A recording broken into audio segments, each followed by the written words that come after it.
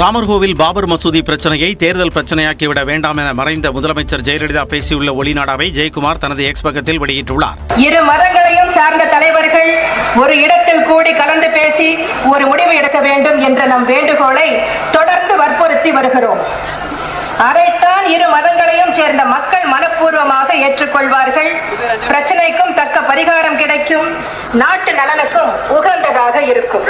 இரு மதங்களுக்கும் நடுநிலையாகவே தனது நிலைப்பாட்டை ஜெயலலிதா தெளிவுபடுத்தியுள்ளதாகவும் இதுதான் ஜெயலலிதாவின் அன்றைய உண்மையான நிலைப்பாடு எனவும் ஜெயக்குமார் தெரிவித்துள்ளார்.